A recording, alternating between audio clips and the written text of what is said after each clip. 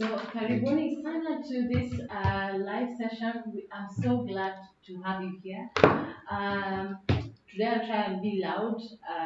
Hopefully you'll be able to hear me. If you can't hear me, please comment on this, wherever you're watching us from, YouTube, Instagram, TikTok, wherever you're watching us from.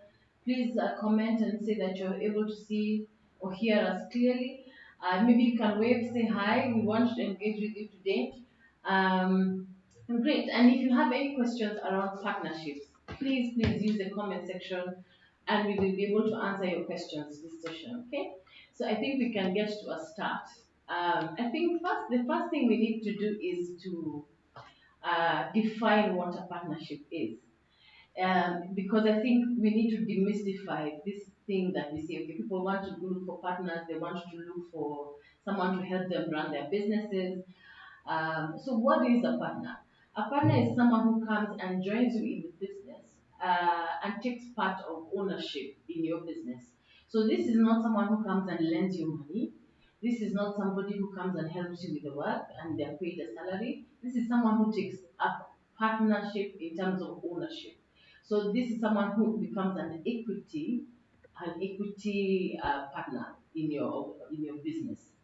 So there are several points where you can get a partner, and when we're talking about partnership, we're mostly talking about either you can have one partner, but you can have several partnerships. Especially you see this in the illegal fraternity. You will see, two lawyers or two advocates coming together to form a partnership, or they could take up three or four or five, or they could have different levels of partnerships where we're seeing there's a name partner, or there's just someone who's just made to being a partner. Then there's different levels of being partners, and which you earn maybe because of working at the organization for a certain time, or you've attained a certain number of billable hours, or just depending on how they structure it, especially in the legal space. And I think also in the audit and accounting space is a very prevalent way of doing business. But yes, that's just an introduction to what a partnership is. Now, at what point do you decide, and what reasons would you have to consider a partnership? And today we want to demystify: do you need a partner or do you need therapy? So we will go through the reasons one by one, and then now we'll discuss which ones are actually valid and which ones should you actually just find a way to work around it. So, number one, if you feel, for example, you want to start a business in a space you're not conversant with. For example, I'm good at management, for example, and I want to start a tech company, and I'm not very well conversant with the tech space. I'm not a techie. I don't understand tech business. I don't understand how to raise funds for a tech business. I am likely to seek a partner who has that capability or that experience, so that we work together, so that we're not having gaps in the business, so that we're not trying to do something that we are not capable of. So, where there is a skill gap, you could consider having a partner. And these are very good, especially if you are preparing your business for funding. If your kind of business you're starting is the kind that will get partnership funding later, say if you're going to look for seed investment, angel investors, if you're already at the place where you're already running and you're going to look for private equity investors, these are things you must consider, because they usually will have more comfort knowing it's not just one person who they're throwing the money at. And if it's a combination of skills that they are comfortable with, that this kind of people or this kind of skill set will support this business, then they are likely to put their money there. So if you're considering going that direction, make sure you have the right skill set at the ownership level. That way you're able to move the company forward faster. Right. So that's reason number one, that you're looking for complementary skills. Number two, you're looking for shared resources. So you don't have enough money to go into the business you want to. You know somebody who is willing to invest. Now, this is not an absolute reason. We're just going to touch on it now and say this could be a reason. The reason why I'm saying it's not an absolute reason is because many times you see people taking money from people who want to be silent partners in the organization. and then they end up having conflict ahead. So we're not going to go into those reasons right now. So we're going to just say that could be a reason why you are looking for a partner. That they're coming in with resources and you're pulling your own resources and you're bringing them together because your strategic plan requires a certain kind of investment that you're not able to pull by yourself. It's a good reason because you don't want to say, oh, I just want to have sole ownership of the business. I don't want other people to own it. Because you might be losing out on a good opportunity because your business is underfunded. And which is a huge reason for a lot of businesses collapses, especially in our region. If you're operating a business in Africa, a lot of businesses collapse because of underfunding. You have a strategic plan, it requires say $1 million to start, or it requires $100,000 to start, but you're only able to raise $10,000. So you're not going to achieve what you need to achieve because you're underfunded. So if you're able to find somebody to come and pull that weight in terms of financial support, that is a fantastic reason to go into. But then we will go into how do you select that person a bit later. Remember, if you have any questions about partnerships, if you're in a situation right now uh, revolving around partnerships and you'd like to ask them, please comment on the comment section below, wherever you're watching us from, whether it's YouTube, Instagram, or TikTok, and we'll be able to answer you just within the live. And we are very happy to engage with you, so we're very excited about this topic. So, number three, another reason why you should consider a partnership, increased capacity. So, you have somebody who's able to do the hands on work with you. So, the business will require a lot of roles. If you're starting out, especially, you will need sales, you need marketing, you need finance, you need HR, you need operations, procurement, you will need supply chain management, regardless of what industry you're in. Generally, you will at least have sales, marketing, and finance. Um, Sometimes, it's difficult to do all that by yourself, and you cannot be an expert in everything. So, say you pick a partner who's good at one of the things, say you pick someone who's really good at sales, and then you who's good at operations, you can work together. They bring in the clients, you deliver the service or the goods that you're selling. So this is one of the other reasons why you're considering a partnership, right? And number four, accountability and motivation. This is the list of the reasons why you should be getting a partnership, but it is a valid reason. If you require someone who will keep you on your toes continuously as you're running your business, someone who will continuously ask you about the numbers, continuously ask about performance, continuously ask about how are we doing today, and to make sure you're on your toes and you have your numbers on your fingertips. This is a good reason to have a partnership. However, there are other ways of having that kind of accountability. You can always have a board of directors, and if you don't have a board of directors, you could have friends of the business who are constantly filling the role of the board of directors. So this could be a reason, but it is not the only reason you should be getting a partner. Um, there are other ways of circumventing that, and I truly hope that that is not the reason why you're going to a partnership. Um, Now, these are the reasons we are looking at, and maybe we can we could explore, but that's are the basic ones that we're saying. These could be the reasons why you're looking at partnerships. Now, these are the reasons. I want us to go into the reasons why you should not go into a partnership, and you should probably seek out a therapist. Number one, fear of going at it alone. Fear is not should not be the basis of any decision you make in business. Regardless of what decision it is, fear cannot be the basis of any. I think I need to repeat myself. Fear cannot be the basis of any decision you make in business because you will find that it is an emotional decision that will cost you heavily in future because you will likely go with the person who gives you comfort and they might not be the right person for the business. If you're afraid of going into business alone, you need to figure out your emotions first before starting the business because that means that fear will be used for other decisions in the business, such as how to respond to customer complaints, how to respond to competition, how to respond to employee complaints or employee issues. You cannot be led by emotions when you're making business decisions. So it's very, very critical that if you're going into a partnership because you're afraid to go at it alone, that you really need to reconsider and see if you can actually seek help and figure that issue out before you actually go into business. You should be more afraid of going into business than going into business alone. That should not be the issue here.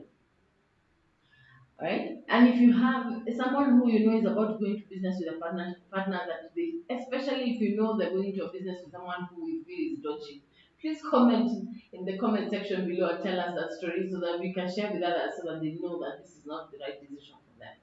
All right, good.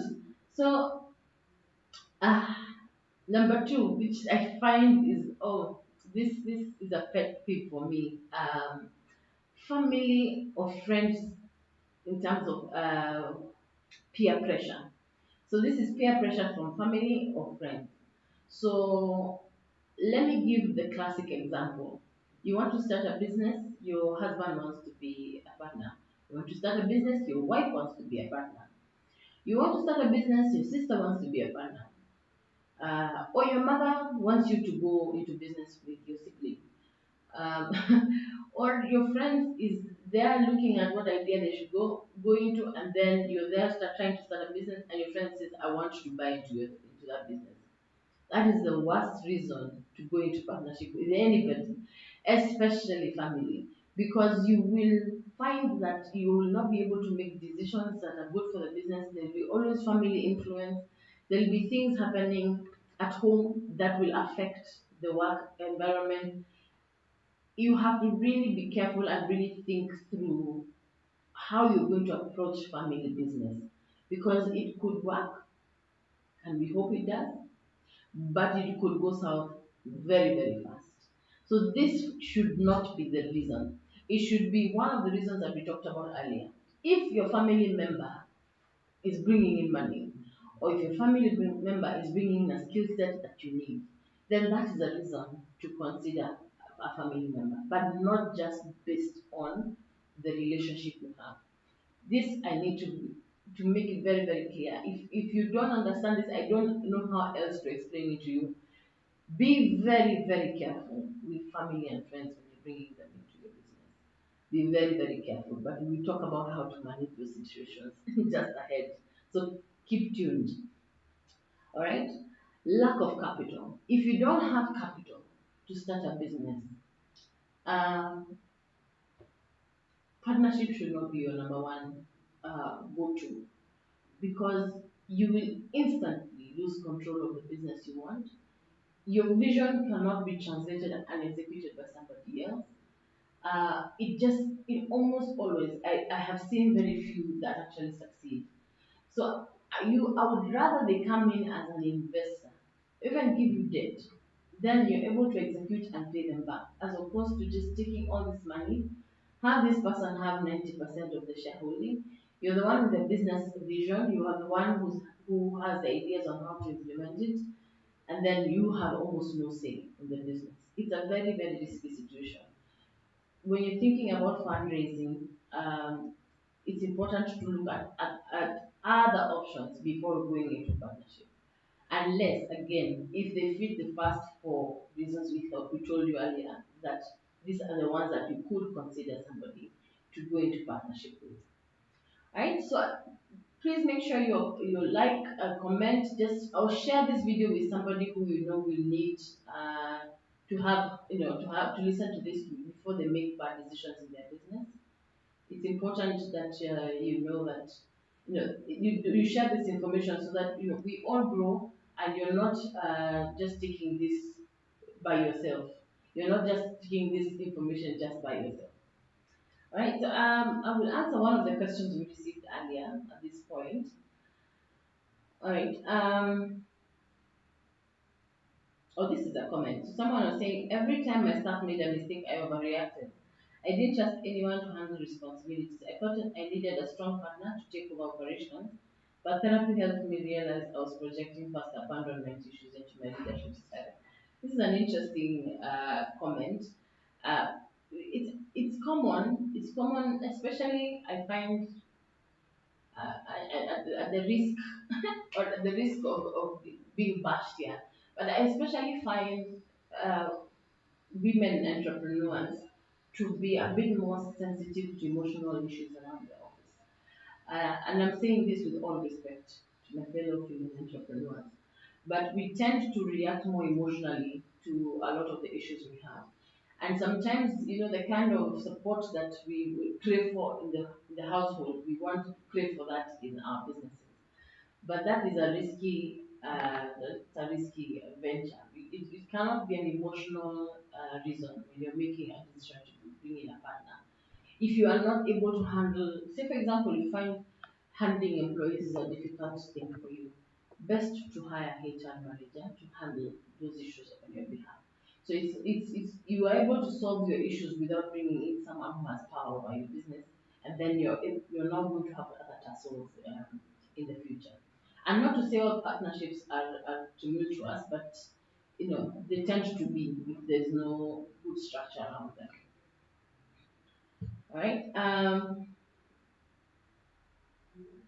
This is another comment. Running the business alone got lonely. I convinced myself a partner would fix that, but it led to mismatched expectations. Turns out I needed a business community, not a co-founder. If you're in this situation, just join. If you're a woman, just join the women scaling up network that we have. DM us, we'll let you know how to do that. All right. So I mean those are good points. If you're struggling with things that you feel that we can find other solutions for example, I think this. Sorry, this that happened. Um, if you're struggling with other business issues, best to talk to, say, a consultant or talk to a professional in that space. If it's an issue around your finances, perhaps consider taking a finance consultant who will help you make decisions in your business, or maybe you can find a business strategist to help you with those decisions, or a business coach should also help you with those decisions. So, sorry, we're having some technical issues, but yeah. So, if you're having struggles around maybe employees or finances and all that, it's very very critical that you find someone to help you with that. All right. Another reason you should really, really, really avoid getting a partner is uh, urgency or panic. Um, when I say urgency or panic, I mean if you, say, for example, have a new idea, your business is running, but you have a new idea that you really need to execute. Uh, Say, for example, you have a new technology that has come out and you really want to go into that space and you're thinking of selling some of the shares so that you get in some funds so that you can go into that space. I think first explore other financing opportunities before going into partnership. Don't go into it because you're in a rush or you're in a panic or you're trying to save your business, so you take in a partner so that they can save your business. It's I think the moral of this whole story is to not make emotional decisions around partnership. Don't go into it with your emotions. If you have emotions that are failing you and that you feel are bringing you down, please see a therapist before making that big decision. That big decision. All right. So let's go into how do you select the right partner for your business.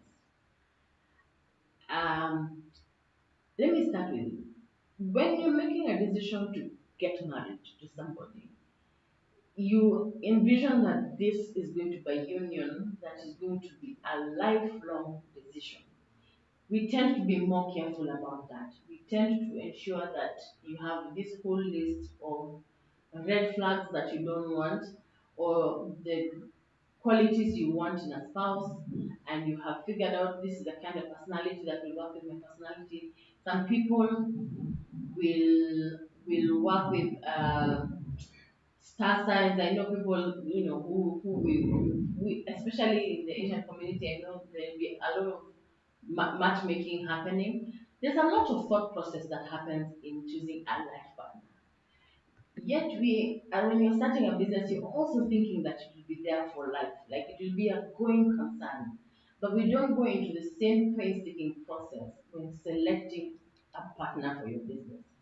We don't do any background checks on them. We don't, ask people around. So these are the things we feel that are going to be important when you're selecting a partner for your business. Number one, that you have a shared vision.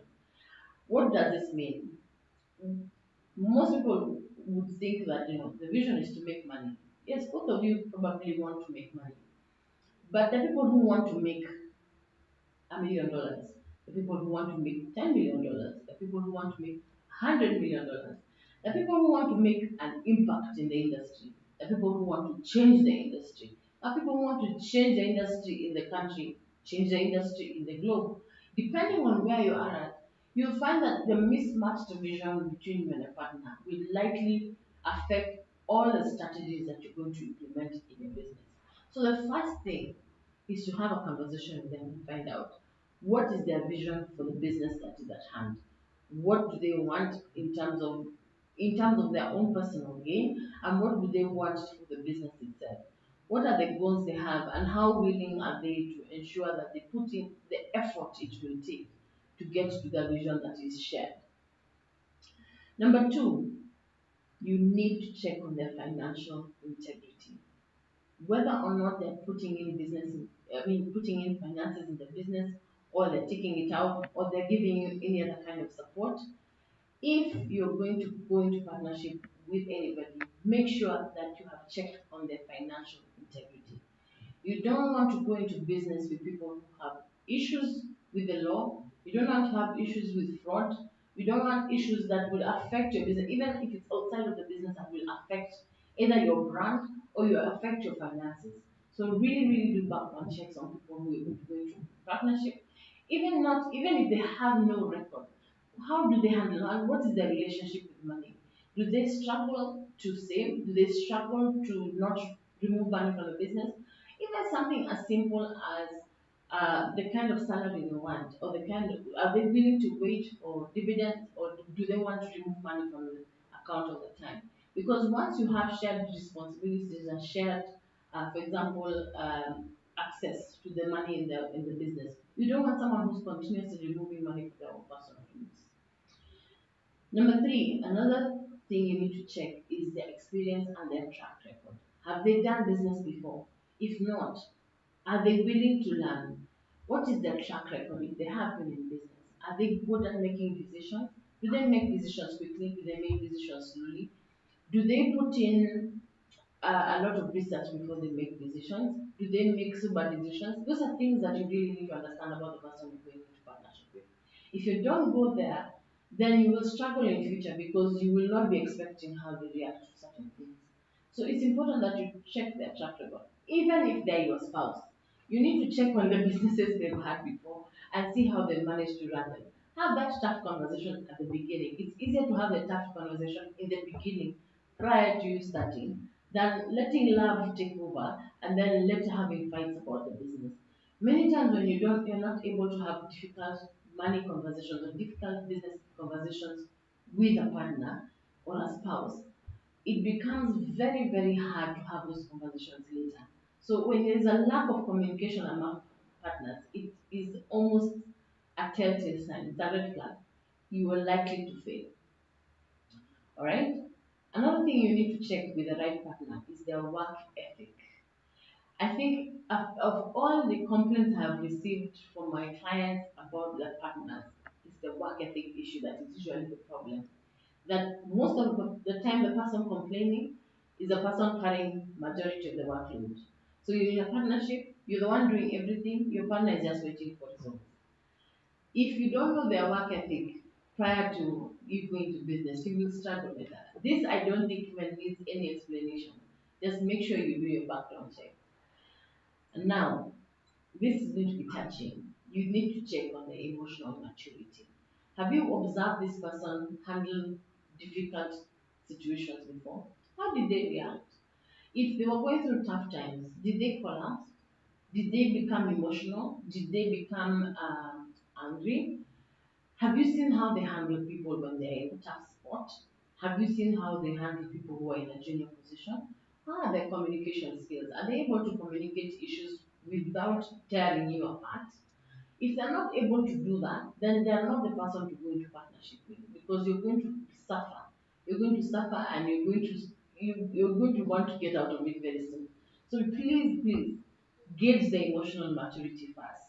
Then have that tough conversation and say, listen, I don't think you're ready for a partnership because I don't think you're able to communicate without being emotional. Or you're not able to think about how your words will affect me or the people who we're going to work with. So this is very, very critical. Check on one, if you have a shared vision, two, their financial integrity, three, the experience and track record, four, their work ethic, and five, the emotional maturity. All right.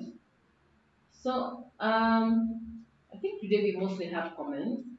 So we started the business together because we were best friends and both frustrated at our jobs. This is very, very common. But I leaned on her more for emotional support than business strategy. When the friendship got rocky, so did the business. Looking back, I think I needed a sounding board, not a partner. I'll tell you this, I've had my friends for a very, very long time. And that friendship has not been smooth. There have been ups and downs. It's been rocky. There are times we're not talking to each other. There are times we're happy and we're talking to each other. Now, if you have that kind of relationship, which is absolutely normal and very healthy actually, because that means we're able to talk about the issues we have, or even fight without feeling like we have lost the friendship. Um, Now, if you're going to business based on the friendship alone, then you're going to struggle because there are things that we have not really considered. Oh, one of those things, all the four or five things that we discussed that you need to be looking at when you're talking about partnerships. So if you're not checking for all those things and then you go at it because you're just friends, when the friendship becomes okay, the business will be shaking. And you know, when there's a Swahili saying that says, "Pahali wawili wakipigana, nyasi ndio inaumia." So it's when the people at the top in any organization are fighting, it's the rest of the organization that struggles. So it's important that you pick someone who you're able to actually sit and be candid with and say, you know what, I don't think you're doing the right thing for the business. I think let's bring in someone, a third party, to tell us what is happening, or just to tell them, you know, I think you need to pull your weight, or I feel like I need support in one or two or three things. If you're not able to do that, especially when your friendship is rocky, it's going to be a challenge. So now you've decided you're going to into a partnership, or you're already in a partnership. So how do you create structure around that partnership? So one, the first thing you must do without fail, regardless of who you're going into partnership with, is getting a partnership agreement. What am I saying? A partnership agreement determines the terms and conditions of this relationship you're going to go into. So this is the thing that I find with a lot of businesses, even with people who are really smart. You go into business with somebody, there's nothing you have given each other in terms of these are my expectations from you. This is how we will share our profits. This is how we will share responsibilities. This is how we will manage. And when we are not able to agree, who is the third person we are bringing in to help us make that decision? So this needs to be created into an agreement that helps us run our relationship before we run the organization. So before you go anywhere, make sure you get yourself a partnership agreement. Number two, within the partnership agreement, have defined roles and responsibilities. So you are coming in, if you're bringing money alone, then you keep quiet until you make money. But on a serious note, let's figure out what your role is. If you're coming in as a silent partner, you're silent up to what point? Are we involving you in our quarterly meetings? Are we involving you once a year? Let's define what our expectations are from you. Are you actually sitting in the board? Or are you completely silent and you're not actually making any decision in the organization? It needs to be very, very clear how this person is coming in into the organization. If you don't have that, then it becomes difficult and you feel like you're carrying the entire load of the organization. So define what you're bringing to the table, what the other party is bringing to the table, what are the expectations from there in terms of how are we measuring? Same way you would measure an employee, the same way we manage the partnerships. So if I'm supposed to bring in sales, what are my targets? How are we knowing that I am actually pulling my weight into the partnership? If our targets are $10 million per month, for example, am I bringing in that $10 million? Am I making sure that I have the right team to bring in that kind of money? Am I managing them well? Am I hiring the right people? Am I managing them to bring them to bring the money to the table? Am I exiting the ones who are not? Because there's a lot of work in terms of sales management. So if my responsibility is sales, I don't just sit back and watch. I have to actually manage the sales function of the organization. Number three, there has to be a communication framework. What does this mean? Number one, you define how you're going to communicate to each other. For example, are we doing reports? Are these reports being sent by email? When and how often do we expect these reports? And define. Are we having, say, for example, if you're doing a P&L, so your financial statement, so you have your income statement of a P&L and balance sheet, cash flow statement, if you have a trial balance, those are financial statements. How often are they coming? If they're coming monthly, are we being sent by email? By what date? So that you know if you're receiving it from the accountant or one of us is the one actually preparing them, they need to be sent by a certain date. And the other reports that need to come more often, say for example, sales reports, data aging, um, creditor aging reports, those ones likely to be will be much more frequent, weekly or daily, depending on the nature of your business. How often are these things going to be sent? How do we communicate within the organization? Do we expect everything to be on Slack, or do we expect everything to be on WhatsApp, or do we expect everything to be on email? How? If we don't have, if there's a communication breakdown, what is the recovery process? Do we have an escalation beyond us, the two of us? Who is going to come in and ensure that the company is still running? Are we going to an arbitrator? Who is going to mediate? Do we even have a third party who can come in and help us resolve our issues? So our communication strategy is very, very important for a partnership to thrive. Now, what is the profit sharing formula? If you're not discussing this at the beginning, this is going to be crazy for you. This is going to be a crazy, crazy ride. You have to determine how much is going to share profits. And are we sharing profit? And it needs to be clear that we're not sharing the revenue, we're sharing profit. We have paid everything else for the business. We have left some money for the business to run. And then now we decide this is the percentage of money that we take, percentage of profit that we're taking out to share amongst ourselves. And out of this profit share, this is my percentage 50-50 or 40-60, depending on what we are doing. This needs to be defined, and this needs actually to be appearing in the partnership agreement. Now, number five, what is the exit strategy? Are we planning to be partners for life? Are we planning to be partners for 3 years? I need you for 3 years or I need you for life. We need to decide this now so that it's not acrimonious when one person decides they want to go to Maldives, they're relocating with their family and they don't want any part of the business. If you understand how your life trajectory is going to look like, then it's easier to make this decision. So discuss the exit strategy prior to joining the partnership. So, and how a successful partnership? Now that we have understood the structure of the partnership, how do you manage a successful partnership? So, one, you have to have regular check-ins. You can't be running an organization and you guys don't meet. If you're able to at least every week, you have a meeting with the partner to figure out how is the business doing, how are we doing ourselves, is there anything that we need to iron out before it becomes a bigger issue? Having regular check-ins, it helps with the communication issue. Number two, revisit the vision periodically. I would suggest every year have a strategic plan. I know some companies will do a 3-5 year plan, which is great, but depending especially on your industry, things change so quickly. And we've seen since the time of COVID, the industries have been shifting so radically. Technology has been changing so rapidly that we can't wait 3 years to look at the strategy again. So this applies to everybody, even those who are not in partnerships. Check your vision periodically. At least every quarter, check if you're going towards the direction that the strategy is leading you. But then at the end of every year, revisit the vision. Are we still on track to where we're going? Celebrate wins together. This is the fun part. If you've hit your target or you've done something amazing, make sure you're celebrating so that it's not work, work, work, and it's all dull and everything is about the business and you're not really enjoying this process. Try and enjoy the process as much as possible. If you're enjoying it, then it becomes fun, it makes everything easier, and you're able to iron out issues. So that's why we're saying make sure you're celebrating wins. And sometimes you know what? When things are really tough, go and sit and have a drink together. See what you're able to discuss and see, okay, let's take a breather from it. How are you doing? How is your family?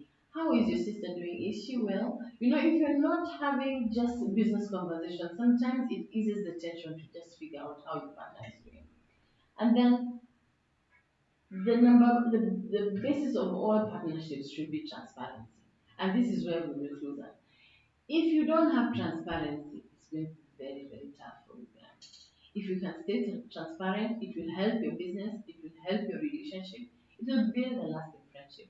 So if you're clear about where you are and you're clear about what you want, and even when what you want changes and you want to leave or you want to a change in direction, if you are able to be transparent with your partner, it will help the situation to to just ease whatever issues you're going through, or just to even be able to put them in a position where they know where you are at.